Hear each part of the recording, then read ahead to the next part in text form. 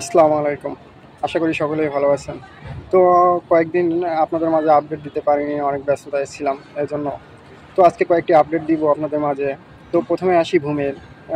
ভূমির ২টি পদের মধ্যে যেকোনো একটি পদের পরীক্ষাটি হবে। সেটি হচ্ছে যে চেইনম্যান বা খারিজ সহকারী, এই ২টি পদের মধ্যে যেকোনো একটি পদের পরীক্ষাটি হবে।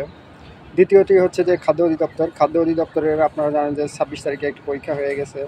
যারা পরীক্ষা দিয়েছেন আশা করি সকলের পরীক্ষাটি ভালো হয়েছে। দেখা গেছে এই খাদ্য অধিদপ্তরের যে পরীক্ষাটি হয়েছে, এই পরীক্ষার রেজাল্ট আপনারা দেখা গেছে সরকারি ছুটির পর, অর্থাৎ আপনারা জানেন যে দেখা গেছে ২৮ তারিখ থেকে দুর্গা উৎসব শুরু হবে। তো ২৮ তারিখ থেকে ২ তারিখ পর্যন্ত সরকারি ছুটি।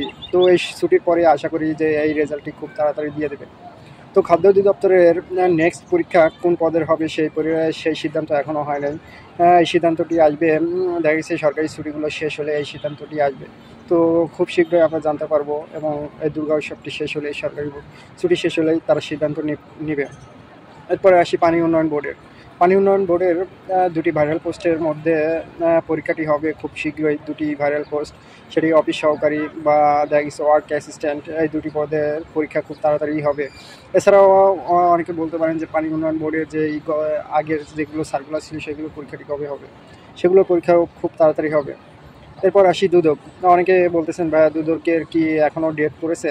না, আসলে দুদকের এখনও ডেট পড়েনি। তবে আমরা যতটুকু জানতে পেরেছি, দুদকের পরীক্ষাটি দুর্গা উৎসবের ছুটির, সরকারি ছুটির পর হয়তো সিদ্ধান্ত আসবে। তবে যতটুকু ধারণা করা হচ্ছে যে অক্টোবর বা দেখা গেছে সেপ্টেম্বর, অক্টোবর, নভেম্বরের দিকে বা অক্টোবরের শেষ দিকে পরীক্ষাটি হতে পারে।